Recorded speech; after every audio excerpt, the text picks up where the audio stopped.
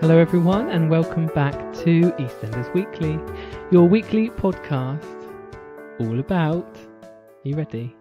You're looking really excited. No, it's all about new cast. Oh, yes, the news came in, didn't it, during the week? It did. So Chantel is arriving, Karen's other daughter. She was leaked a bit earlier than expected, I believe, because the actress was, yeah. The actress, I should say, yeah, because her Instagram, or his Instagram or Twitter account was leaked. Zach Morris followed her, and so did Danny Walters as well. Oh, right. So yeah, you need to keep an eye on these things, you see. If people start following people... Let's get suspicious. It did leak. It's a little leak. But yeah, she's arriving, but she's not just arriving by herself or with her two kids that were mentioned once. Oh no. She's also coming with her husband, who is called Gray, and he is a solicitor. Grey, 50 Shades of Grey. So yes, she seems to be the side of the family who have done well for themselves. And apparently her and her mum don't get on too well. Well, everyone in Karen's family, bar Karen, seems to have done well for themselves because her sister, Hannah from S Club. Yeah, so I'm wondering if maybe Chantel was more friendly with her aunt, maybe, because they see each other as above. And also maybe introduce then Hannah from S Club more often, just so I can keep saying Hannah from S Club every time I reference her. Well, yes, and she's had a baby as well, and they writ that into the story, didn't they? It's all good. Writ it. Yeah, London. Yeah, London. But no, it looks good. They got two kids, a boy and a girl. Yeah. I mean, Mr. Grey, speaking of 50 Shades of Grey. Yes. Well, we wanted to sex up EastEnders and, well, go check the cast photos out if I was you. I know. Well, I just said it as a passing comment to you. I think it was off the show that there's not enough male eye candy for my liking. Even though there's a list of loads. I'm such an awful person. Just tune into Hollyoaks, alright? I know. There are all models on there. So we just had a few comments about the new arrivals. Josh Hayward thought they may be moving in to Kim's old place. Oh yeah, it's available. Number 1 Albert Square. Yeah, the doctor's old place. They got the money.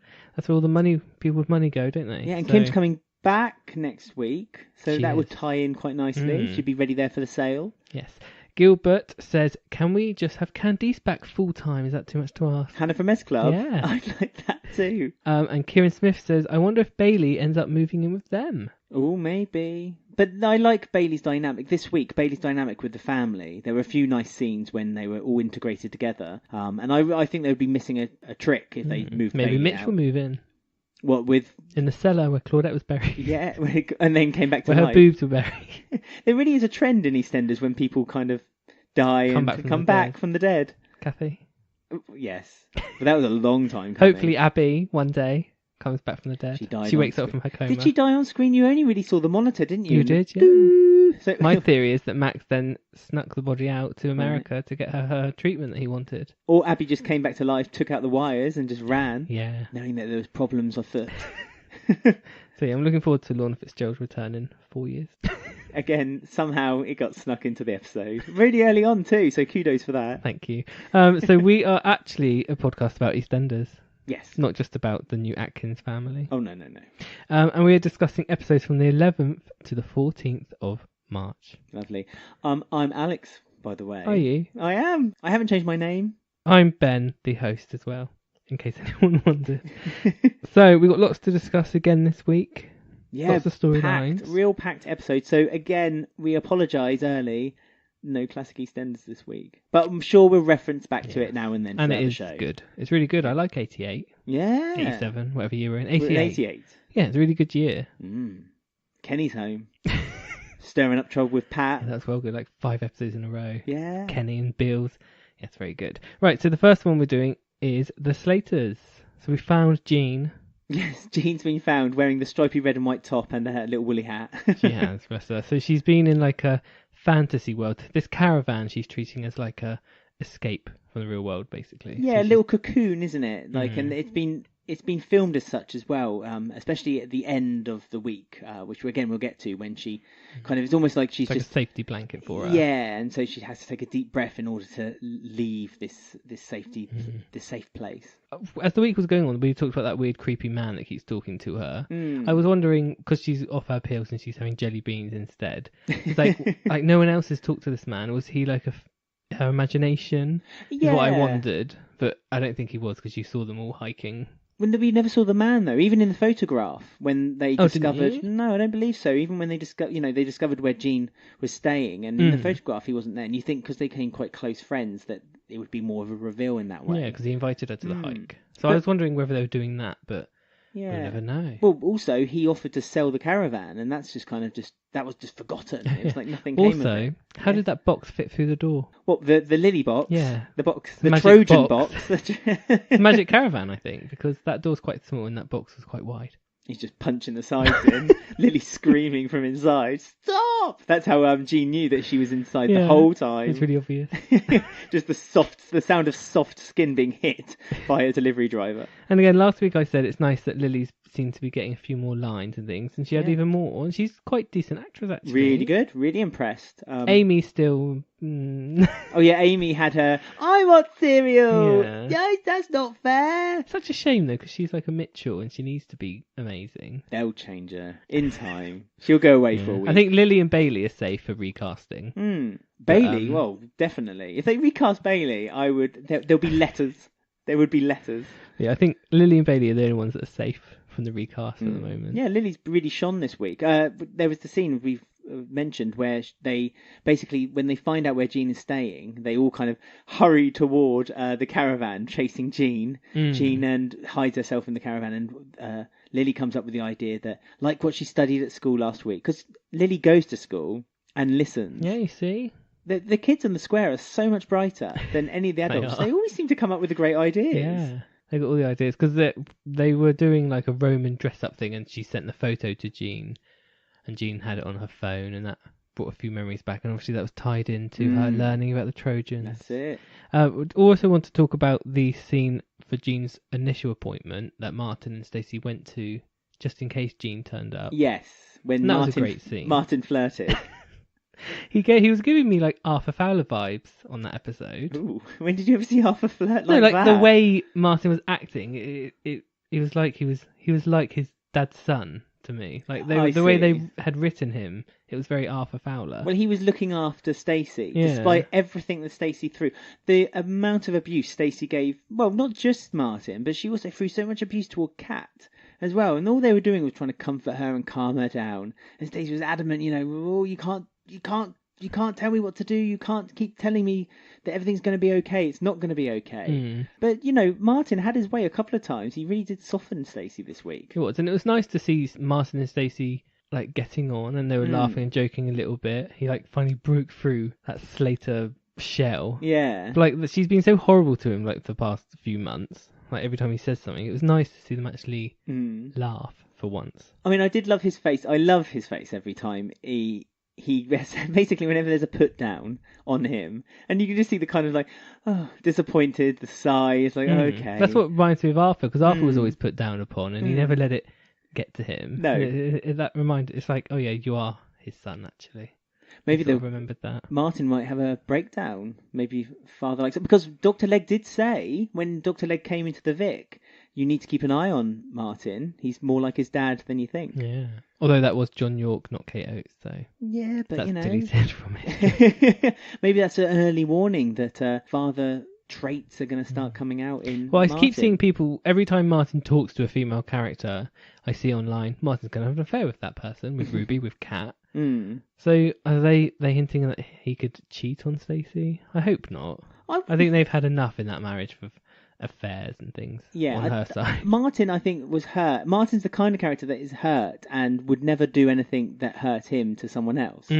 This week, also, Rainie said to Martin to keep an eye on Kush, because he was saying, insinuating again that Kush could start something again with Stacey. And Martin just laughed it off. Martin's. I don't think Martin's got the trait in him. Yeah, to be like as evil towards Stacey. I think if he tried it, he'd just instantly feel guilty the next morning and just couldn't live with himself. Yeah, I mean, speaking of Kush, is there something happening between him and Bex? That was hinted at again this week, I feel. When was that? I didn't see that. Well, Bex's words that she said to Stuart to like encourage him to see a girl.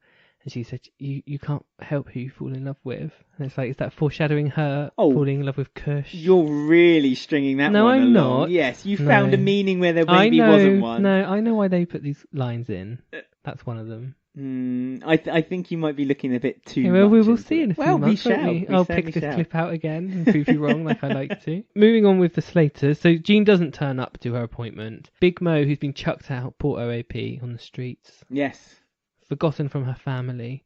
She's the one who works out where Jean is, actually. After a really good scene, a phone call between Stacey and Jean in the evening, and it was just really good. It was quite a long scene, wasn't it? It was a long scene. It was cut between Stacey and Jean, the whole scene. It wasn't cut. It didn't go to something else in between. And how well were they both acting? It was like they were acting off Amazing. each other, but obviously it's a phone call. It's separate. They were acting to no one, but it was amazing how they were acting off each other. But And particularly in the beginning of the week, the way the episode was shot was very different. It wasn't it didn't feel staged. It felt loose and relaxed, and there was a lot of movement with the camera, which I really enjoyed. Actually, I really liked it. Yeah, I like that new change they've done in direction, because you notice it when Sean O'Connor took over. He used to do those weird a wobbly cam, didn't it? It was really weird, or like the slow motion cameras a lot, and it was like it didn't really work. But the ones that they're using now are really good.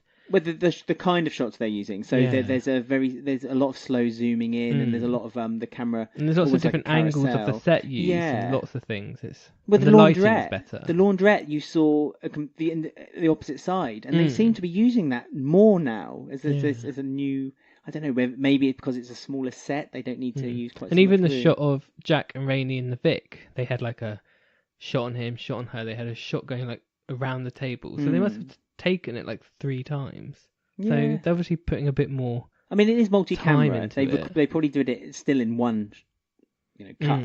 But just the fact that there's big improvement. There's a bit of thought rather than just plonk a camera here, and film. Yeah, it. like static. Yeah, there seems to be a little bit more thought of the movement, and it's really appreciated. So yeah, really good.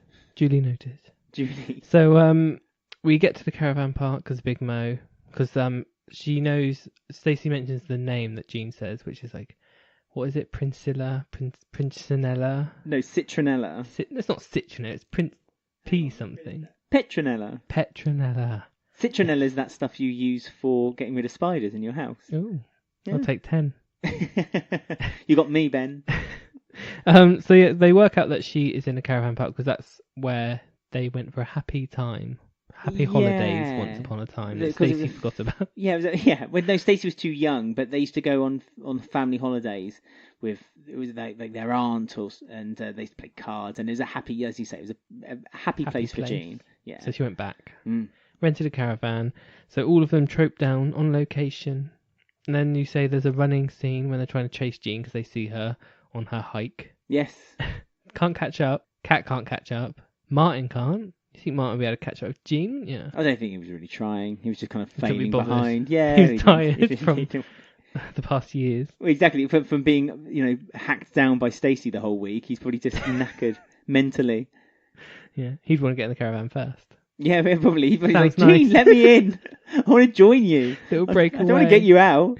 But Lily was the one, because Lily said, "Oh, can I come?" And they're like, "No," but then she does come. So obviously there's a reason for that in the story. And she's the one who decides to go into the box and get Jean out. But Jean knows the whole time that she's there. She does. Well, she has that talk to herself, but it was quite a nice scene actually, because it was almost like Jean wanted someone to listen to her. So she knew that Lily was in that box the whole time, and she almost just let it all out, and knowing that Lily's almost a safe person to talk to because she's not going to judge. Yeah, exactly. She's not going to go around telling everyone, and so it was almost cathartic for Jean to just let it all out, and that was all she needed. Then she had her rest, she had her break from everyone, and now she wanted to return, and she was ready to face up to. Yeah.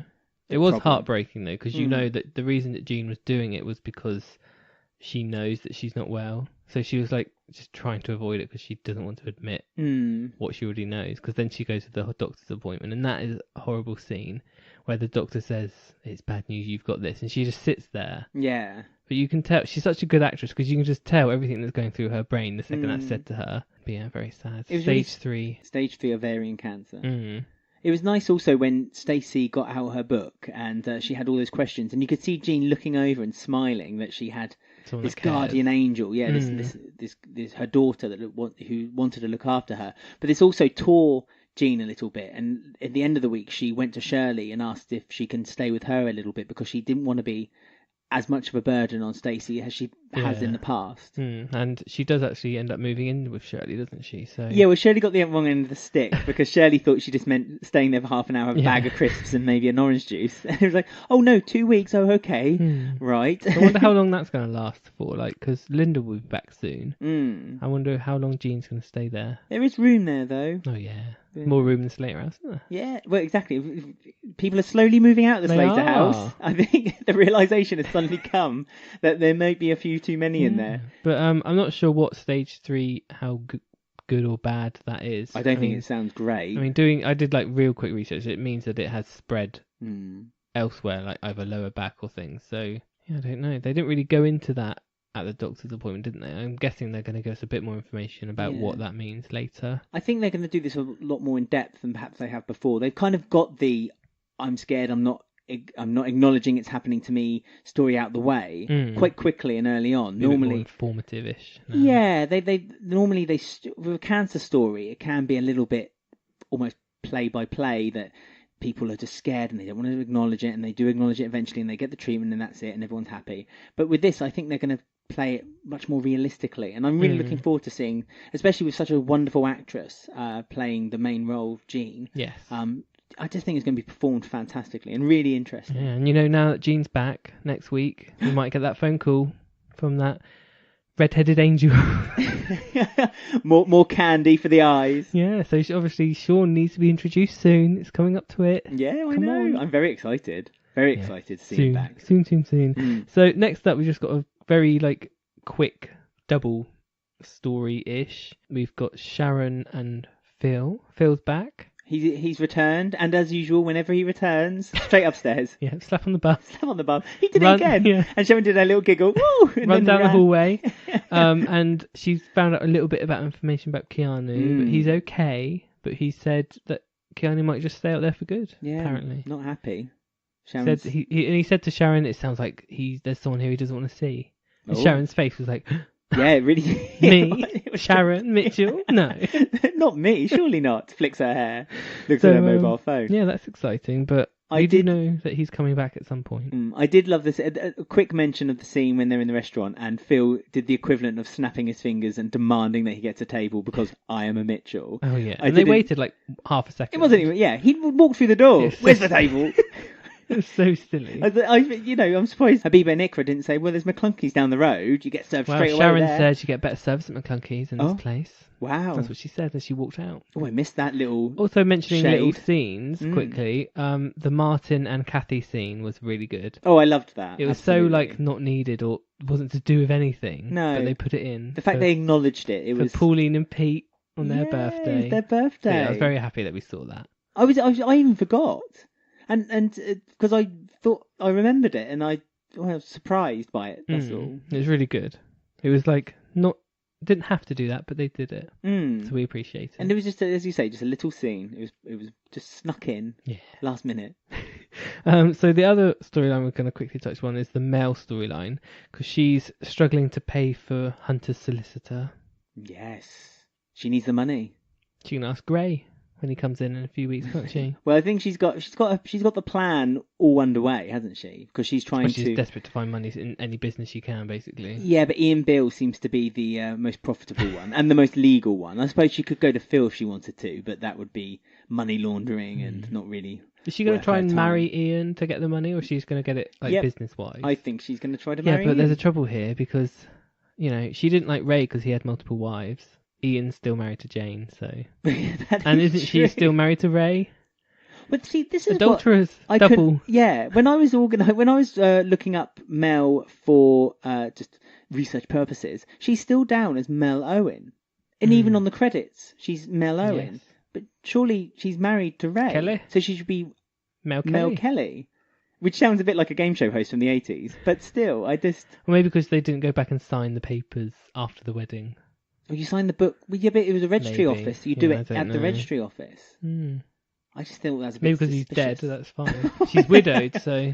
When she's taken her name back, yeah. brought back Owen. Did it quick. Yeah, I just found that a bit strange. I suppose you wouldn't want any attachment. She's a widow, so. Well, and also you don't want the attachment to Ray, really, does she? But he's still married to Jane. But Ian is. Yes. Not Ray. So she's going from one adulterer to another. Well, no. Well, yes, because Ian has been flirting with her. So yes, you're correct. But at the same time, I think that Mel is going into this much more knowingly than she did before. She's got the books at least, and she's like, she keeps dropping hints to Kathy that the sisters aren't very good at their job, and she could do it much better. Yes, and also she did admit to Kathy that she needs the money too. She needs the money. She needs the money, and she needs to earn a little bit more for the solicitor fees. But Kathy, our matriarch of the square, yeah, has said no. What I think is what goes, Mel. Well, she doesn't say that. She says she trusts Masood's judgment. Now, let's look back at Masood's judgment in the past, shall we? Who left the sisters in charge to ruin the business? He put them in charge in the first place because it was out of spite toward Ian and Max.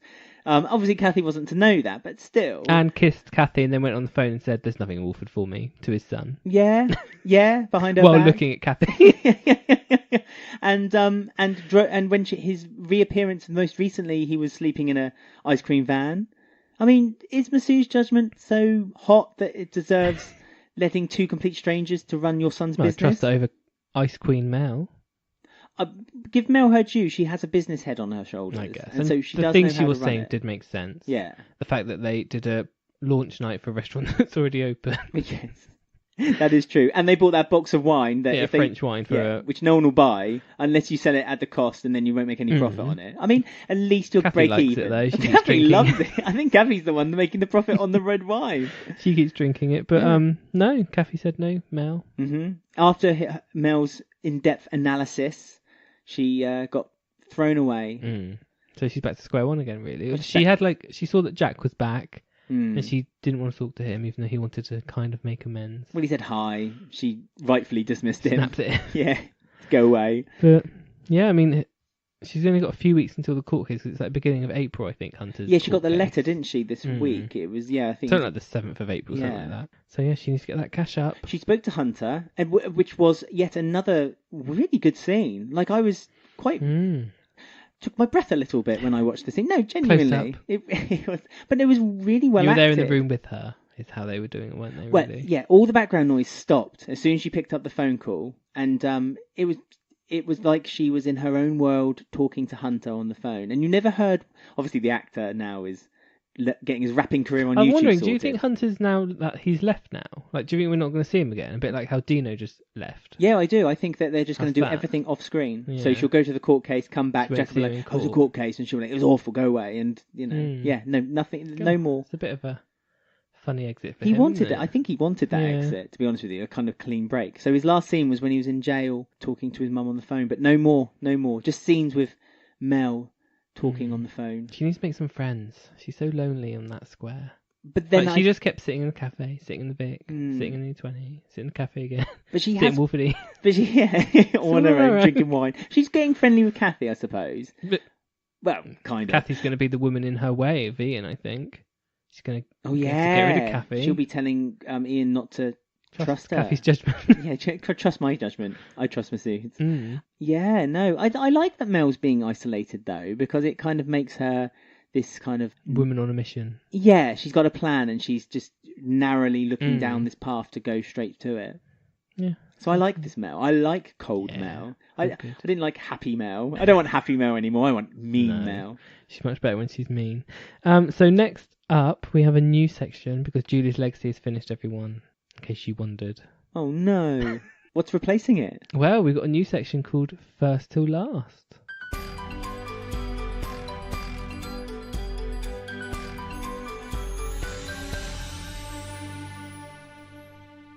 So welcome to our new section, First Till Last, where we're going to be looking back at a character's arc from their first episode to their last episode.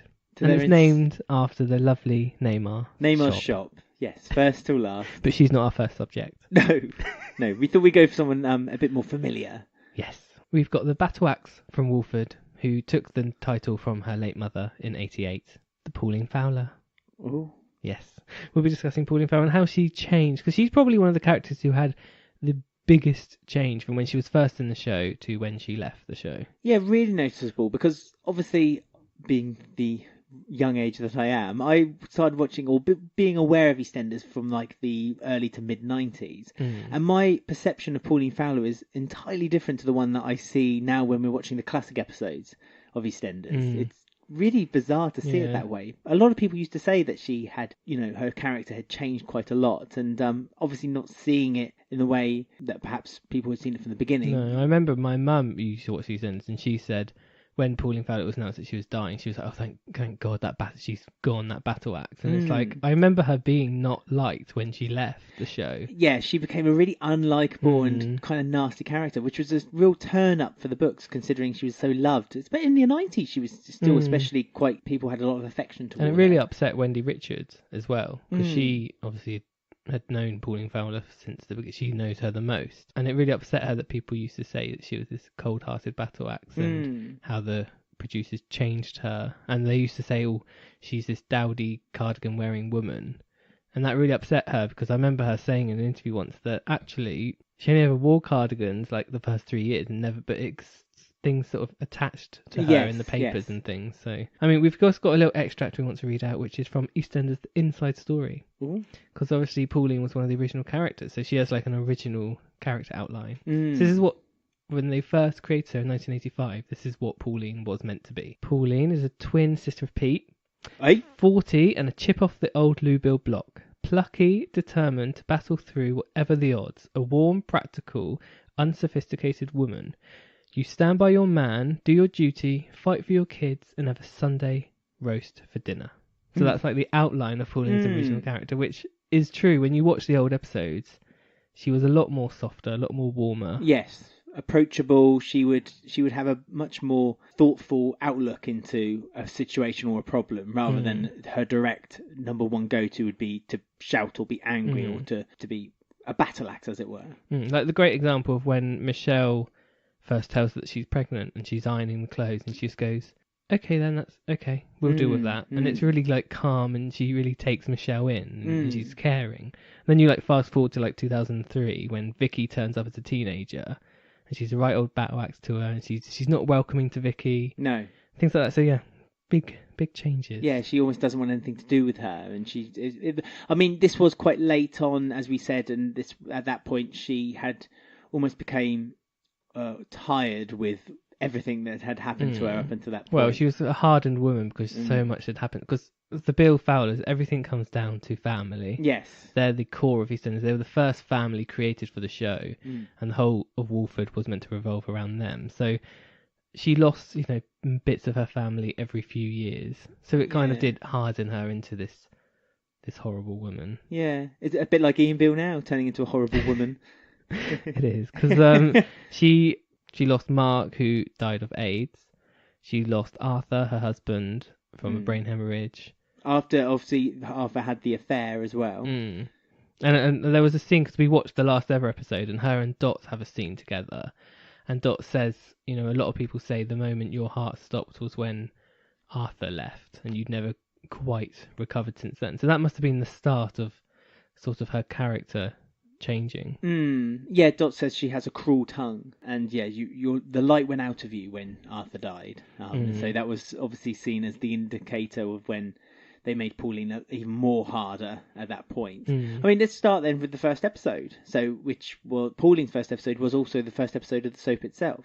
And when we were introduced to Pauline, and she was quite playful, wasn't she? She was quite giggly. She was excited. She obviously had the news that she was hiding from everyone, that she was pregnant. Yeah. Her first scene was in Dr. Legg's office, where she's getting examined, and so Dr. Legg's encouraging her to tell Lou, but she's not sure how she's going to tell Lou. She wants Arthur to tell Lou. So again, this is a different Pauline from what you see 20 years on, where she's much more confident and she'll tell people how it is. Here she has respect for Lou, has respect for people's privacy, and kind of wants to unburden her information through someone else. I guess what it is because Lou, her mum, is there. She's the head of the house. And while her mum is there, she doesn't have to be. Yeah. So she sort of can take a seat back, and she knows that Lou Bill will just sort everything out. And then obviously from the episode where Lou passes away, I think Lou's last scene, someone tries to interrupt her and she says, "No one interrupts Lou Bill mid-sentence." And then like a few episodes later during the funeral, one of the Bill family try to say something and interrupt Pauline, and Pauline says the same line as her mum, and she then sits in Lou's chair. And that's where she will continue to sit throughout. So again, it's almost a bit like Game of Thrones, isn't it? She's taken over. Yeah, she's taken over the seat, the throne, which is where the matriarch of the family sits, and Pauline. So this was maybe the first step for Pauline's change after Lou had died. Before then, we saw Pauline as almost, she would stand behind Lou as the person. If Lou had something to say, Pauline would let Lou have it. But if anyone had anything to say to Lou, she would defend Lou to the hilt. But but never really had her own opinion. It was always what Lou felt or felt. But she obviously took over that role. And the writers, they tried to create her into like her mum, but they kind of missed their way a bit, because Lou was fearful, but she also had a massive heart. Whereas later, Pauline, 2005, 2006, they tried to give her that fearfulness of Lou, but they kind of forgot to give her that heart and that family part of her. So she just came across as cold. Yeah. Which was a shame, because Pauline was such a lovable character. Well, she was a warm character, and as you say, and when they realised that they were making Pauline to a much colder, almost heartless character, they played it off with it. So they instead of trying to correct their error, they carried on down that path, and I think that was a bit of a mistake for Pauline. Yeah, it was. I mean, speaking of her exit, Wendy Richards chose to leave because they tried to marry her off again. And I remember that Wendy Richards has said, Julia Smith, this isn't what she would have wanted. She created the character. Yeah. And she said Pauline would never remarry. The same as Lou. She never got over her Albert. Yes, that's Even though Albert wasn't the best husband, in Lou's eyes, he was perfect. Kind of. Not really, but in her eyes, he was. And that's the same as Pauline with Arthur. Like, Arthur was described as a guy who's not very good at anything, but they stood with each other. Yeah, he's dependable, and he would. Yeah, again at the beginning, Arthur was dependable and could be looked after Pauline and wanted her, her to be happy. And that was the final straw for Wendy. She said, "Well, if you're going to marry me off, then I'm leaving the show out of respect, because it's not what the character would have done." I mean, it was a shame they ruined Pauline also because they took away so much of her family. I mean, as you said, a lot of her family depleted around her. And I jokingly said like Ian Bill, but that is kind of what they've done to the Bills as well. Hence why we say build up the Bills. But with Pauline, because the whole Bill ethos is family and everyone, sticks together, to lose that as your main component about your character makes your character a bit redundant and a bit useless. And so then they kind of used her anger and her bitterness as a way of just kind of getting her integrated within storyline. The crew, the cast again and the stories. Yeah, the producers argued to her. They said, "Listen, if we don't have you married off, we've run out of storylines for you." So it was like a kind of like a catch-22 situation. I think it probably was the right decision for her to leave. It's just a shame that they killed her off. Like, she could have left to live in America with Michelle. Which was obviously the plan in the very last episode, because on the 25th of December 2006, which is when Pauline had her final scenes, she leaves the square, but not in body, more in spirit. Let's just say. Yes, right next to Arthur's bench. Yes, which was nice. But yeah, the last episode, the whole house is being packed up. She's fallen out with Martin. Her last connection to the square. Yeah. Ian's begging her to stay, and she's just basically called him weak for taking Jane back, and like she has no respect for him anymore. So again, just nasty and cold, and just doesn't want any link to him. And I mean, the sad thing is like her end ended up in like a murder whodunit thing, which is such like it was so unnecessary for a legacy character like that. Yeah, like to have this happen off screen with her husband, who's been in it, not very popular. He'd been in it for like a year. He's the one that ended up killing Pauline Fowler by hitting her with a frying pan. The voice of Mr. Ben. Yeah, it's like she she deserved a lot more, I think, and she didn't. Julie's theme. She there didn't, was she didn't even get one of them. That was shocking. I mean, that's what kind of brought us to the idea of this section, wasn't it? Because we were doing the Julia's themes, and I was sure there was a Pauline Fowler when her death came, and there wasn't one. Yeah. And that's just remarkable. So, I mean, to Pauline Fowler's defence, I'd be pretty miffed as well if I wasn't getting a Julia's theme after all those years of being on the soap. Yeah, she's over 25 years and then didn't get very good ending or send off. And she never really got to say sorry to Martin either, because she was leaving Martin on bad terms too. She left a voicemail. Yeah, which she's credited for later. But, but what did she didn't approve of his relationship back with Sonia, did she? No, she's a tramp, lesbian, adulterer. It's because Martin was her last grip on her family, because Michelle had left, Mark's gone, Arthur's gone, her mum's gone. So she really did become extremely clingy to Martin, and no one else can have him but her. And obviously that backfired on her. Yeah, she even said it to Sonia when Sonia tried to build the bridges between them. She was like, Martin's mine, and you've taken him away from me. And it's such a possessive thing. She almost expects this respect, but doesn't give it out. So she expects it, but doesn't want to share it with anyone. Well, that comes back from her mum again, doesn't it? She, you don't earn respect. You just have respect because I am who I am. I suppose that comes from her mum. Yeah.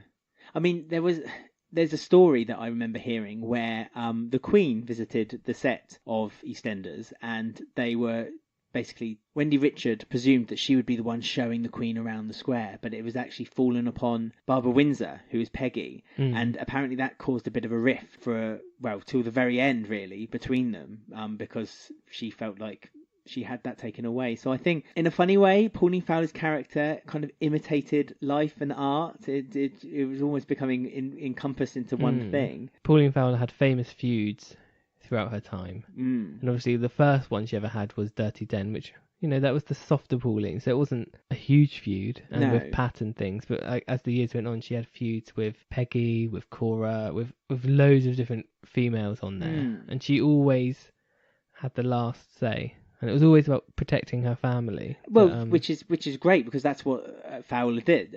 Fowler looked after their family. But you always felt like, again, when you watched an argument between Peggy and Pauline, or between, Pauline or anyone, you always felt like Pauline was a bit... it felt alien to her to be this nasty, and it didn't feel right seeing her saying these words to the other characters. Yes, she would be, she could show anger toward a character, but it's just sometimes the things she said, it just didn't seem, it felt out of place for that character to say it, even until the very end, when you recognise Pauline to be this nastier. Yeah, the change in her was when she had her hair from long to short. That's when they were trying to change her character then, and that's when it went really downhill. But they turned her to 11 and just made it almost became cartoon-like. It was just ridiculous how some of her feuds, her and Peggy having a fight over Louise and Mark and Lisa in the pub, is one of the most, the best written arguments ever. Yeah. And it's amazing, and it is iconic. And then they sort of ruined it towards the end, and it was like the turning point was when she had her hair cut short, and it just lost. But they almost had her arguing for argument's sake. It's like, again, if we go to the last episode, when Dot begs Pauline not to leave because Dot says she's her only attachment to the past, and Pauline just says goodbye, Dot, and it's like she's just cold. Nothing there, and it just really felt. I mean, obviously they wanted her to have this horrible demise, really, but it just didn't feel right for Pauline. Yeah, it would have been so much better for her to have just left and lived with Michelle. And I know Wendy passed away a few years later, but technically Pauline could still be alive now, today. Do you reckon they'd ever recast America? Not recast Pauline, but just to think that she could still be alive in America. And, it's a shame that they had to do that. I mean, there was one time where we may not have had Pauline. Yes, of course. There's a little scoop here, because in 1989 she was to be killed off. Yeah, it was meant to be a cancer storyline. Yes, it was. Yeah. It was. I mean, the BBC were a bit hesitant at it, because that's when Julia Smith left and the first changeover, and a lot of cast had left, like Angie and Den, and the BBC were a bit hesitant of letting Pauline Fowler go as well. But the new producer wanted to change the show. He had plans to get rid of, I think, at least 10 characters at the time. And yes, they gave her a mystery illness to begin with, so it wasn't certain. Yes. But yeah, she was to die in 1989 of cancer, which, could you imagine if they went through with that? I know. Well, it would have been the end of the Fowlers, wouldn't it, really? And it might have been the end of the Bills, too, because the links would have just kind of disappeared between them. Yeah, but no, it got stopped in its tracks. I bet Adam Woodyard was pleased with that. Still going strong. Yeah. I mean, just to think, like, how it could have been so different. Like, that was right at the beginning of the show as well, the first 5 years. Yeah, quite early on, if you think about it. If you think about the long scheme of things. It's just... And it would have taken away some really iconic moments as well, because it would have taken away her whacking Arthur around the head with the frying pan, having those great scenes, having the scene. There's a lovely scene between her and Pat when they're on the swings, and it would have just taken away some really... massive moments. Iconic scenes, so thankfully that wasn't the case, but yeah, that would have been worrying. That wouldn't have been good. But she lasted to 2006. She did, pretty much crawling to the end, unfortunately. She didn't have the big bang that perhaps she deserved, but the fruit bowl broke, and that was the end. That was the end. It was a metaphor of her life breaking around her. It was. But it was really interesting to see her change from the beginning to the end through all this. Obviously not for the best, probably, but it was still interesting to see how, like, she has such a change from the beginning to the end. As in, some characters don't, like Alfie Moon, for example. Like, well, we can talk about Alfie Moon another time, maybe. But yeah, I don't think anyone else has quite a... I don't know. He had that Pauline. Christmas, that Christmas for Alfie Moon, this Christmas we just had. But no, Pauline was a big heel turn, wasn't it, really? And it just ended up being a much different character. Glimpses of her past kind of clicked in now and then when she showed affection, but especially near the very end, that was the end of her. The line was drawn. It was. But I mean, let us know if you have any memories of Pauline. Yeah. Any favourite storylines or things you didn't like about her, because we'd like to hear what everyone else thought of Pauline Fowler. Yeah, definitely. Send us a tweet at EastEnders Week, or find us on Instagram at EastEnders Weekly Podcast, or you can go to our Facebook group, just search EastEnders Weekly Podcast, or email eastendersweekly@gmail.com, and also give us any suggestions of any characters you'd like us to delve into seeing their first and last ever episodes of. Of course. So, hope you enjoyed, and we'll do someone else next week.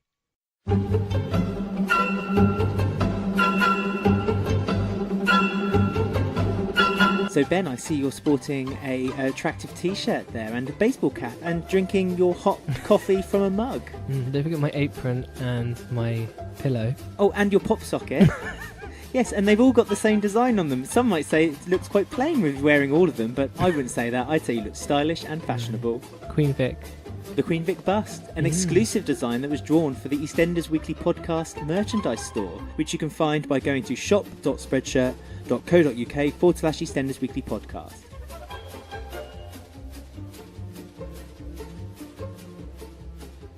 Right, so next up we have another mini storyline this week. Yes. Of the Ahmed sisters. Which seems really, I said this last week, seems really surprising to me that I'm saying that this is a short storyline for the Ahmed sisters. Slow and steady. This wins the race. They always seem to never have a big story, and I don't really understand why. They're getting there. They're building up this Adam weird relationship with Habiba. I mean, I don't mind the story. In fact, I'm finding this quite intriguing. Every time Adam is involved, it seems to not go anywhere. Like, they don't seem to want to do anything, even though he's there. It's really weird. But it is odd, this relationship, because they were brought up, what was it, as his, like, foster uncle? No, I think they were brought up. I'm sure he said they were brought up like brothers and sisters. Because Honey got a bit because she said, "Oh, uncle, I mean brother, I mean her." It was a bit weird. So there's obviously like a family they were brought up as, but like there seems to be some weird like flirtation between Habiba and Adam, and she seems to not like Honey and want Adam to be single. Want Honey out of the way. I mean, and Ikra seems to think it's normal as well. Like, I don't think Ikra's really noticing it, or if she is, if she is noticing it, I don't think she concerns it as her business. I think she It's realizes... hard to tell because we don't know much about both the sisters yet to know what they're thinking of each other. I mean, Ikra's plan so far on the square has just to be horrible. To be mean. Just to upset everyone, but also to kind of make money and make a life on the square and start again. While Habiba, I think, is a little bit. She doesn't. Setting roots down isn't her plan. It's kind of just to have a bit of fun and do what she needs to get by and just to carry on, her kind of looser life. Yeah, but she's said something like quite horrible about Honey, and Billy's in the bar and he overhears. Well, yeah. So the whole conversation is basically Adam and Habiba and Honey talk to one another, and Honey feels like she's embarrassed herself in front of Habiba, and Adam reassures her, which is quite nice of Adam actually, which is not, because we've seen Adam being a little bit condescending to her, and he says, "Oh no, you haven't made yourself an idiot," and then it cuts straight. I must say, it was a great cut. You cut straight to the Vic, and Habiba going, "What an idiot!" and so talking about Honey, and Billy overhears from the bar. Yeah, you say that's quite nice of Adam, but I think he likes the fact that Honey's stupid or silly. I think he likes that. I mean, Honey's not stupid. She's no, but like to him, but she's not intellectually intelligent the same way that Adam feels as though he is. So he feels more superior. Because he was kind of smirking when he said that, and I thought, no, he likes the fact that he's more intelligent than Honey. He likes that because it's like a control he has on her. So I think he is still being evil. I mean, I think he's just trying to keep Honey on side, and like I say, this is kind of leading to something with him and Habiba. I think him and Habiba is going to be... I don't want an affair. I want something juicier. Yeah, I think this... I don't know if it'll be an affair. I don't know. I just think that there's something in the past between them. Not necessarily... Something weird. I don't know. I just can't put my finger on it. Maybe he's... they maybe did something when she was a bit underage or something. There's something there. It's like in the market when she texted him and he kept looking out the cafe door, wondering if she was going to come into the cafe, and he was eager to have her attention on him. Very strange. This, like you said, Adam seems to maybe want people to pay him attention, and so he likes it from Honey, and now he wants it from Habiba. So it's almost an egotistical thing for him. Yeah, it is interesting. I just want it to get going. Yeah, same. It seems so like everything with Habiba and Ikra, I just want to see get going. I just want to learn more about them now. Unfold some layers, please. Yeah, maybe their dad will turn up or something, and it will fire things off. Maybe something like that. They're running away from their dad. They owe him money. Maybe he needs to turn up to start the story, get the story going. Maybe Adam will bump him off. I don't know. Oh, not everything has to be murder, Ben. Yeah, with Adam protect his Habiba. I mean, we've got so many candidates to be like with the whole serial killer plan. We got Stuart, we got Rainie, we got Adam. They're all. I feel Rainie's going to be a victim. Oh, we'll get to that a bit later. See. Next up, we've got a storyline with Bailey and Keegan and Karen and Mitch. Mitch is still around. Still not being confirmed as a full-time character, which is upsetting me. No, and obviously the word has got round to Karen as well, because she does accuse him of maybe running away again this week. And so she kind of tries to settle him down a little bit by teaching him how to cook a tin of beans. As if he's never cooked beans before. I think she was being a little bit ironic. I don't think she was being entirely sincere. Him a little bit. Yeah. But we got more of an insight into Bailey's care life, and obviously Karen's now more involved in that. And she gets invited to a party. Bailey does, but she says she's too tired to go. But she's hoovering up at the house and doing everything for her mum. Yeah, her number one concern is always her mum Dina, and also I think there's a little bit in Bailey where she didn't want to go to the party because she feels a bit like an outsider at her school. I mean, she doesn't go to the classes all the time. She's always having to take time off school to look after her mum.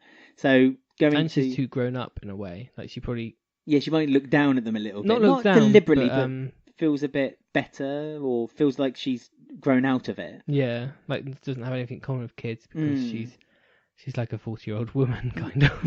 Ish. I mean, she's still got that child side to her. Like, she plays the card tricks that she was first introduced with, and so she's got that kind of playful side to her. But she does seem to get on better with Keegan than she does with kids her own age. Even when she was in the football club, she didn't really get on with them. Yeah, I think that's because it's her brother. I think she's been waiting to have some sort of family to hang on to, hasn't she? Because obviously for her mum, she loves her mum, but she's caring for her, so she may have lost that family side of things. But I mean, I just do not trust Mitch as far as I can throw him. The second he said to Karen, so have you decided about looking after Bailey? Like if she said, oh yeah, I will, he'd be like, okay, and then he'd be off probably. I know what you mean. I felt the same way. I do not trust him. It's like he's just planting the seeds of necessity in order for him to go. Get his out. And Karen took Keegan over as well to show him how hard Bailey works and how hard her life is compared to his. Yeah, I mean, Keegan seems to just get lessons from his elders, doesn't he? So he had a lesson from Carmel when she said that weird lesson. Yeah, that was the weirdest when thing she in the said world. that he'd killed someone and then he hadn't. And now, yeah, oh dear, well. And then he gets this lesson from his mum, Karen, saying that, look what Bailey's had to live with for most of her young life, and compared to, this one blip in your life, really you need to sort yourself out, which he does take on board, to be fair to him. Yes, finally. So he like admits that he wants to see someone professionally. Yes. And she sort of not laughs it off, but she doesn't really believe him at first, and then he says it again to her, and she's like, "Oh, okay, you actually mean this." And she says she's proud of it. She says, "Remember that time when we won that pie eating competition or something?" No, we were the loudest group in the pub. I'm prouder than that moment. Yeah, of all moments. Yeah, remember when we just completely destroyed a pub that day? Yeah, I'm more proud now. That time when you filmed Louise getting in a bus crash, I'm more proud than that moment. Absolutely, I'd feel the same way. That was a weird one, but so he's getting help because it must be coming up to the year anniversary of Shaquille soon, mustn't it? In a few months. Yeah, well, it's the FA Cup final. Yeah, it was summer. Was it May, wasn't it? May, June time. Like that. Yeah. The royal wedding, whenever that was. Oh gosh, yeah. But so it must be coming up to a year soon. So, there's Bex and Kush to happen. Yeah. And Keegan getting his help from finally talking about Shaquille. So. I mean, I'd like to see some scenes, actually. I hope they don't just kind of blow it away and have Keegan come into the square every now and then and said, "Oh, I've just had my therapy session," and I'd like to see actually scenes with Keegan having the sessions. Yeah, and talking it through and what his feelings and stuff are. A bit like what Hayley had, but maybe done a little bit less like, I know. Throwaway. Yeah, throwaway, and less like people watching from the window. It's actually done nicely, and again, it could be linked with a whole knife crime story. It could be, it could show the victim of knife crime in a bit more reflective way, because we've not really had the aftermath of that. No, that's what exactly. They kept, when they announced the storyline, they said we're going to show what it's like for the families after, which you never see. So hopefully they show us what it's like for the families after, and don't just brush it away and he'll forget about it.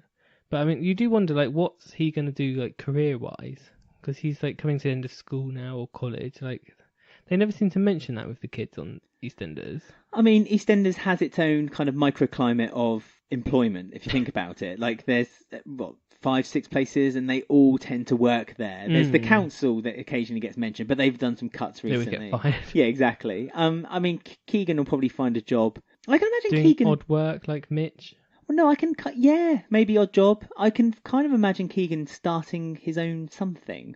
Do you know what I mean? Finding startup business. Yeah, they'll do the storyline similar to what they did with Ian and Masood, and have someone who comes in and wants to start new young businesses to give them a first push into the market. I can imagine him doing something similar to that. Because they always show him as this. He's quite hot-headed and gets angry quickly, doesn't he? Maybe they'll say that he has something that he can get his frustration on, he becomes an artist or graffiti artist or boxing. A boxer, or I don't know, something. Maybe they're going to do something like that. Well, they could reopen the boxing club, Ronnie's boxing club. Yeah, if they should bring it back. Was it Michael Moon and Ronnie ran it, didn't they? Jack. I think was it Jack? The end. Oh, okay. Yeah, 'cause they named it after Jim, his dad. Jim's Jim. No, he was genius. He had a nickname, didn't he, Jim? Because he was a boxer. It was Buster Boxing Branning, or it was something like that. Oh, I'd like that. Yeah, bring that back. Yeah.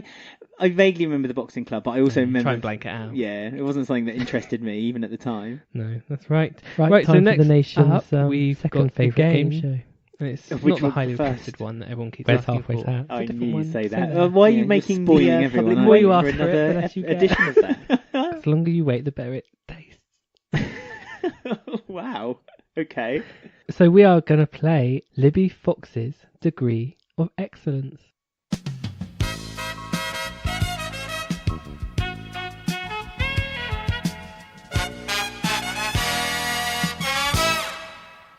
Okay, you ready? Were you paying attention this week? Yes, I was. I was paying a lot of attention. Well, obviously I was paying attention watching the episode, but yes, but were you paying attention? Well, I did. I took him a lot more because I was really enjoying the week as well. So. Well, I hope you're looking at things that were happening in the background, mundane things of EastEnders, because this is what Libby Fox's Degree of Excellence is all about. I mean, if you were writing this game a year ago, mundane things was just a matter of fact. But nowadays, it's very hard to pick them out. Well, I've been asked by our listeners to make the games harder because apparently they're too easy.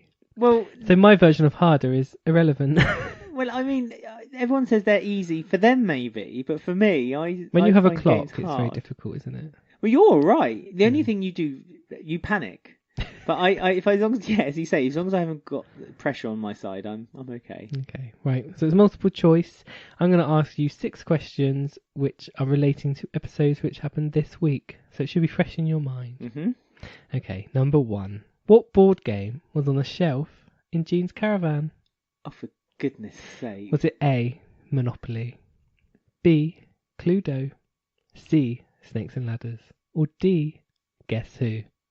Now, I'm going purely on the premise that 3 of those are like trademarked names, and one of them is like the cornflakes of board games, so anyone can just release a version of it. So I'm going to say C, Snakes and Ladders. Oh, that is correct. Thank you. Right, question 2.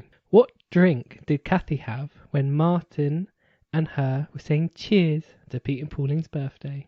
Okay. Did she have an orange juice, a tomato juice, a pint of beer, or a clear liquid? Well, my initial answer was going to be, because it was to Pete and Pauline, Pete did enjoy a gin. And that's a clear liquid, so I'm going to say D, clear liquid. Not a beer, because that's what Martin has. Do they share the same? No, because Martin would have drunk beer. I don't think Kathy would have drunk beer. No. That's incorrect. Oh. It was A, orange juice. Oh, damn. Question 3. What time did Mel receive her phone call from Hunter? What? On her phone, what time did the phone call come through? I mean, can I just say that is an amazing scene? It was very good. Although we'll probably say very that. atmospheric. Was it A, 10:29 a.m., B, 10:30 a.m., C, 10:31 a.m., or D, 10:32 a.m.? I mean, you could have at least spread them. They're like a minute apart. This is just a stab in the dark. I'm going to say, I think it's unlikely it's going to be precise. So I'm ruling out 10:30 immediately. Okay. 10:30. I reckon that if I was thinking of real life, then phone call time would probably be, say, between this time and this time. And Hunter probably would want to phone his mum quite quickly. So if it was between 10:30 and 11:30, then it would either be 31 or 32. And because Hunter's probably getting bullied hard in prison right now, I'd say 10:32. That's incorrect. Yeah. The correct answer was 10:31. Oh, so my logic was right. I've got the logic. I just don't get the final part right. You're enjoying the harder version of the quiz. Right, question 4. What was the name of the caravan park Jean was hiding at? Ooh. Was it A, Abbey Palace, B, Orange Acres, C, Kent Park, or D, Golden Fields? They were all ones that were mentioned, weren't they? They were, yeah. On Shirley's Google. Yeah. Not Google, searchwise.net. What was the Waterfield? What was that one called? A, Abbey Palace. Yeah. B, Orange Acres. C, Kent Park. Or D, Golden Fields. I'm going to say Golden Fields because it's got connotations of something else. That is correct. Oh, hooray for me. You're just like Big Mo, aren't you? I am. Right. Mind in the gutter. Question 5. What Whitney Houston song did Honey quote to Habiba? Okay. Was it A, I Will Always Love You? B, I Have Nothing? C, The Greatest Love of All? Or D, Why Does It Hurt So Bad? I believe the children are our future, Ben. It's the greatest love of all. That's correct. C, Greatest Love of All. I paid attention there because Adam was on screen. That's why. Adam and Honey. Ooh. Right, last question. How many people, including Rainie, were at the narcotics meeting?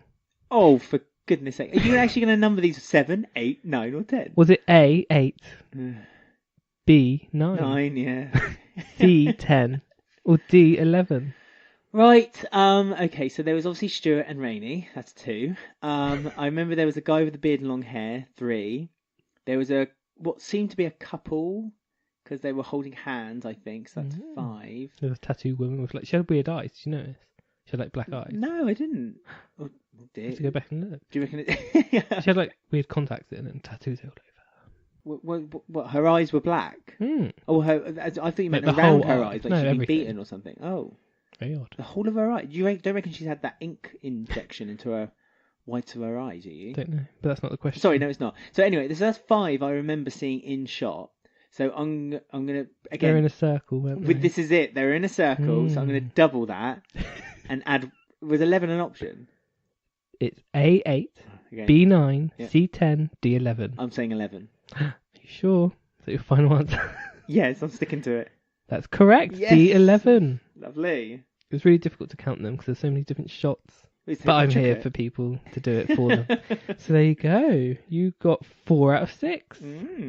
That's a Not pass. a Libby Fox degree of excellence, though, I'm afraid. I would have got a second or something for that, I think. Cause That's not a Libby Fox degree of excellence. That's a Bex degree of excellence. Oh, yeah. Bex. But you did better than last time, because last time you got a Robbie degree of excellence. So I you're thought better. I did better last time. No, I don't think so. I put my logic head on this week. It was much better. Well, there you go. I hope you enjoyed this week's edition of Libby Fox's degree of excellence. Well, there you go. 4 gold stars for your results. Yeah. Maybe you'll go to the same uni as Bex. Oxbridge. She's still studying. 3 weeks now she's been studying now. Yeah. Head in books. For what we don't really know. It seems to be a different subject each week. This week it was science. Last week I think it was like mechanics. I don't really know. I don't keep up with Bex. I'm afraid she's not the hot I feel topic. the end is near for Bex. Like, to be written out. She's off soon. Yeah. Something's going to happen. She's going to go travelling after her affair of Kush is revealed. Oh no! Stop! Look, I tell you, you're finding something that's not there. I'm sorry. Just like Bex and Kush. Oh dear. Yeah, so we had Stuart cozying up to Sonia and Bex. They seem quite pally at the moment, don't they? Yeah, Sonia seems to trust him Bex implicitly. loves him, sees him as a new Robbie. Well, he has been really nice to Bex, to be fair. Bex, every time she has a crisis or a breakdown, Sonia's like, right, I've got a double shift, and leaves. And Stuart's, oh, don't worry about it, it will all be okay. He just hangs around. Yeah, bought her Doesn't chocolate. work. You know, he's been really friendly. I think if anyone's going to start a relationship, I think Bex and Stuart is the ones to look for. Can't help who you fall in love with. No, you can't. Although she did give him that love advice she gave was just... Well, it was so stupid. It was like, she's a married woman. She's like, yeah, but that's on her. Yeah, I was like, know. what? Yeah, just be happy. Just do it. It's like, wow, Bex. Wow. Step back a second, please. I'm starting to believe Mr. Price. Yeah. He was all right. Wow, Poor Mr. Price. I know, that's a throwback and a half. Career ruined for no reason. But almost ruined. He left just before they had the That's chance true. to ruin it. Lock her back in a locker, that's what I say. And we also have the ongoing uneasy scenes of when you have Rainie and Stuart together, which you just don't know what's going to happen, so you're just scared every time it happens. I absolutely love them because it's like a roller coaster. One minute you think they're going to You just don't know what's going to happen. Yeah, there's going to be an alliance. They're going to do something together. They're plotting. They're planning. They hate each other. The next minute they hate each other. Yeah, it's just so. But then that's their mental state, isn't it? That's the way their heads work. They're hot and cold. They're just constantly just wanting to thrash each other, and then there's £1 they million hate each other. floating around, which doesn't help. Well, no, that's true. But Dot's got no one to give it to apart from Dottie and Charlie. And Charlie's daughter. Yeah, she's got all sorts of family she's adopted through the years. So there's quite a few people they could give it to, but no, Rainie's like that. She'll just give it to a cat charity. Talking of which, where's Dave? Well, I know. Robbie's not there now, so there's no reason for Dave not to be home. I mean, he could just be on the countertop or just sitting around. In the calf. Giving Bex a bit of comfort while she's studying. Yeah, that would help her study. It's just gone. Moved on. I tell you what, I just thought of a new feature. It's similar to a feature we've done a couple of weeks ago, but it's called Where's Dave? Doesn't have the same ring to it. No, maybe not. No, that's awful. So Rainie goes to a meeting again and Stuart's there. Yes. And Rainie opens her heart and then sees that Stuart's there. She also opens the packet of biscuits and takes about 7. Ongoing theme this week, biscuits. Well, she does mentioned a lot with Jean as well. Yeah, that's true. But Rainie does say that biscuits are better than crack, which I'm inclined to agree with her on, especially if you get a nice custard cream. Got nothing to compare. Can't relate. To. Yeah, no. And then Stuart says another weird story, but kind of openly saying sorry to her, but in a weird cryptic way, so no one else knows. Yeah, it was indirect, but he looked at her as he was telling the story where he wronged someone and he realised what he had done. Yeah, so she's feeling all alone because Max still isn't talking to her. Max is in France still. He is. With a new woman. Giselle. A blonde woman, of course. Could there be a more appropriate name for someone? Giselle. God. Might as well, it's like the Mary Magdalene of the comparison. I'm so sick of him. Even though Max isn't even on screen, I'm sick of him. It's like I'm not missing him. Oh, he's awful. Yeah, I'm not missing him. And on Twitter, either the end of last week or the beginning of this week, I said on there, is anyone missing Max? And it was a resounding no. So I'm sorry, but I don't think he's necessary anymore. No, he's had his ending, if you think about it. He's got what he wanted, baby Abby, and he's found a new woman, because of course he has. And so that's it. That's it. That's Mac's ending. That's his happy ever after, really. Yeah. And even Jack isn't even, like, on his side. Even Jack... Branning, that's true. Was like, there's only one person Max cares about, and that's himself. Yeah. His own family. Yeah, so I just don't want, because Rainie's 1,000 times better without him. The character is just brilliant. When she's let loose is when Rainie is at her peak. So yeah, I just don't want him to come back. He can stay on his tour. It's hardly a tour, is it? He's hardly gone that far. Jake Wood can stay on his tour. Oh, I see. Oh, don't be horrible to Jake Wood. It's not his fault. It's Max. It's Max's fault. Going to Paris and just being Max in Paris. That could be a spin-off, Max in Paris. No, I won't be watching. Oh, there's no red water. But yeah, she kind of hinted, like she invites him over to the car lot, and he gets a new shirt on and new goes aftershave, over. has a wash after Bex's chat with him, and she sort of hints that they should maybe try and take Dot's money. Yeah, so she refers to the fact that a line that Stuart had said last week, that is that he likes to live up to people's expectations of him. So if people think that he's a nasty piece of work and horrible, then he will become that character.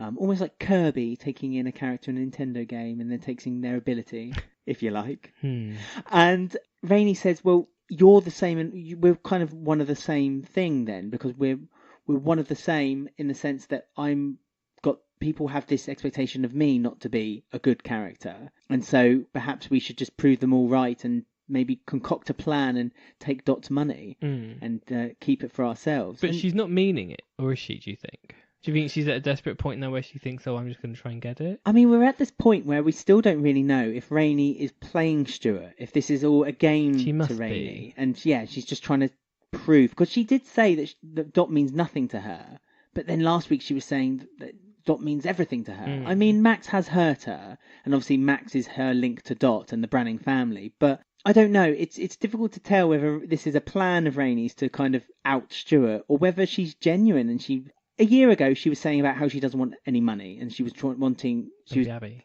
baby Abby for the plan. So is that a kind of a signal to say this is a plan that she's got against Stuart? I don't know, because he then comes back to her later in the night. She still hasn't locked her door. No. Oh, no. Oh, no, she knocks. Yes. So she's learned. And he says to her, don't test me. And he breaks out her and says, don't hurt Dot. And she goes, oh, see, I knew he was in there. Yes, that so side it kind of says to me that she was testing him. Like, it's all a thing. She wants him to get caught out.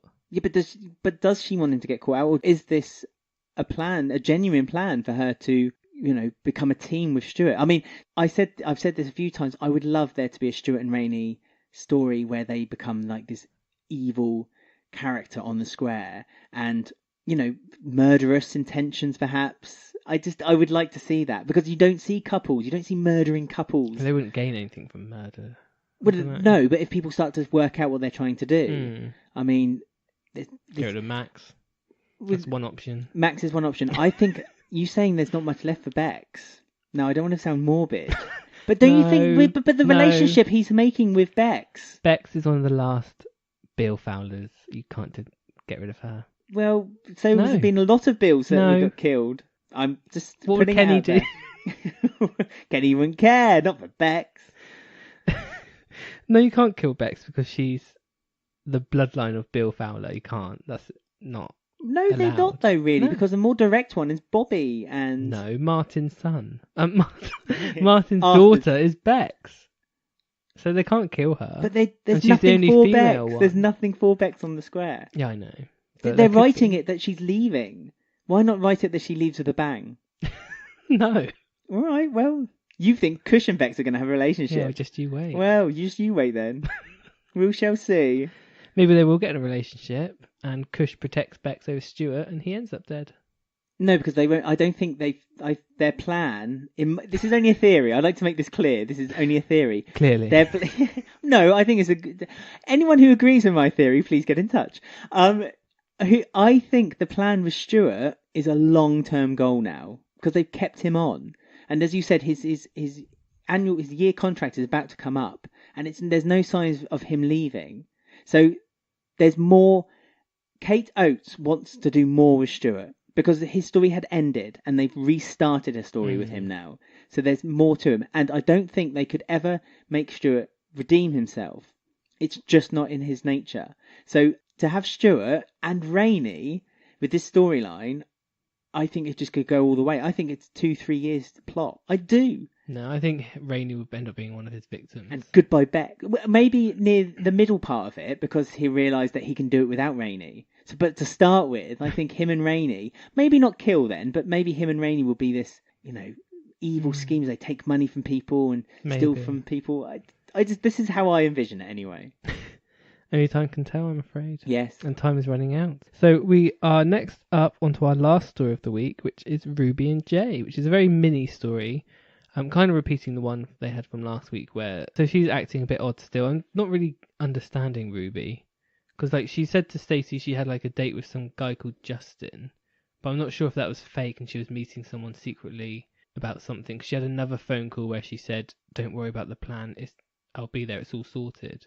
I think in retrospect that Justin was actually a business meeting. I think an actual business meeting. Yeah, an actual business meeting, and but it really didn't have very much to do with Jay, because Jay felt as though that he was being set up by Billy Big Nose. Yeah, Billy Big Nose, because Ruby asks him for a drink, or you don't really know who asks who really. It's kind of left that they meet in the Vic, but they knew they were meeting each other in there.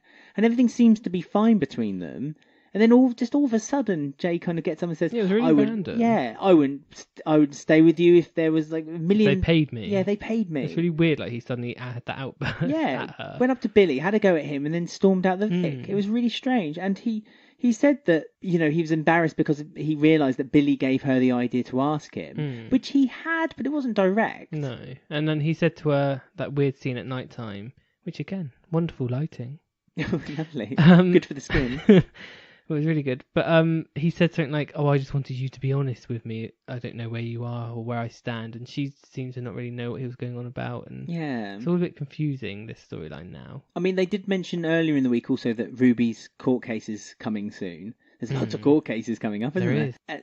So, Ruby's head is still a little bit muddled. I know a lot of people are also quite upset with the way they've dismissed the allegations against Ruby's story has kind of just been shoved under the carpet, as if it can't be justifiable that she could have maybe done something wrong too. I mean, you don't know that's been swept under the carpet yet, really. But he dropped the charges, and the police officer said to Ruby that you should go forward.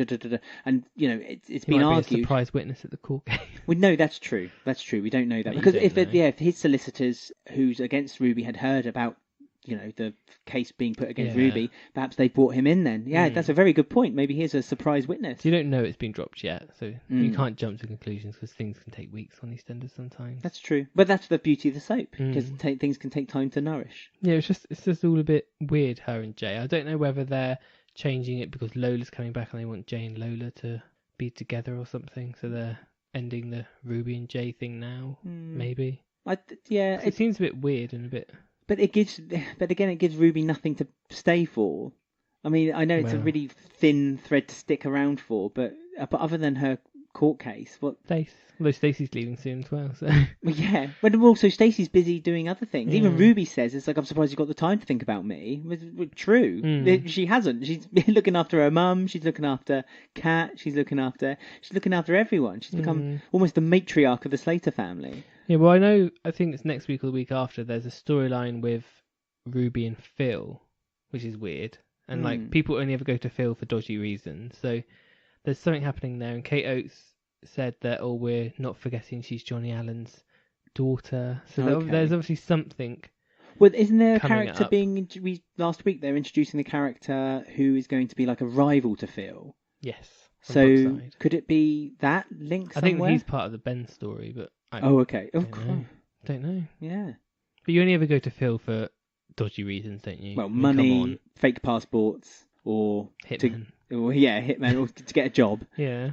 Or someone to go missing in a van. So, yeah, it's interesting to see what her and Phil will get up to together. Very interesting. I didn't know that, so that's intriguing. It's all coming out here. It is. All the scoops. You're the fountain of knowledge, aren't you? Right, so next up we have got our Who Won the Week poll result. You know me, I ain't one to gossip. So, yes, it's the time of the end of the show when we have a look and find out who our listeners believe has won the week. We also read out any messages that we've had on our social medias this week. But before we do any of that, Ben has stepped out of that time wormhole and found some stories that happened in the past on this week in EastEnders. Still going on this time last year because ITV don't seem to mind, so... or know nothing about it. So this time last year, 12th of March, 1992. Guess what? It's Pete and Pauline's birthday. Oh, is it? I wouldn't have known. There was no reference to it in this week's episode. Well, they live on in my heart.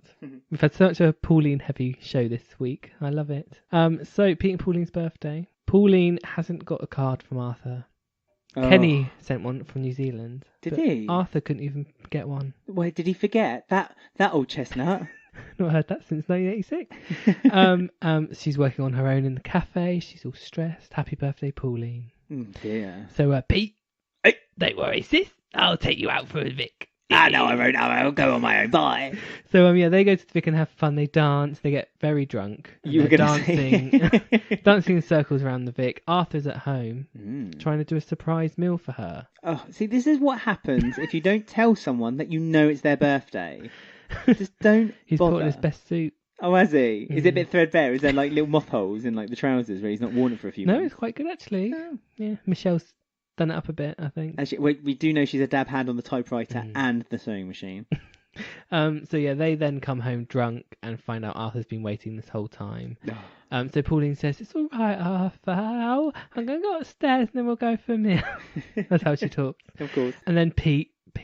What are you doing? We had a meal. We had a meal. We went to the chips.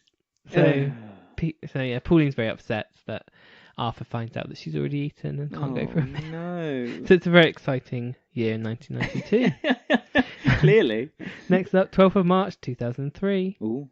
Natalie Evans has told Barry she doesn't love him. She doesn't want to be with him. Oh, I love this episode. I've remembered it. Yeah. She's going with Ricky. Her and Ricky are off.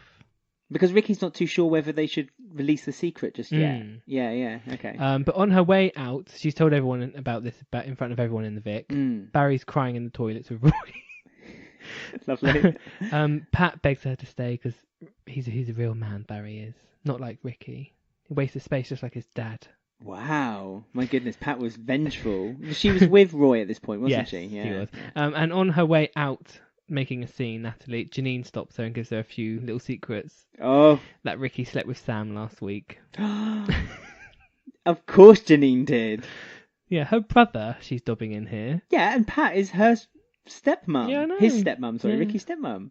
So they all have it against Ricky. Poor Ricky. So Natalie ends up thinking, no, screw you, Ricky. I'm going on my own. She leaves on her own. Wow, with baby. There is a baby, yeah, yes. yeah. So yeah, it's very exciting. Poor that Barry. episode. Because I remember Barry was a stay-at-home dad, and he was more of a kid than the baby was, and this really upset. Yeah, because her. Natalie kept coming home, and she's like, "I was having two babies." Yeah, I remember. I do like Natalie. She's cool. Bring back Natalie. Right, 14th of March, 2017.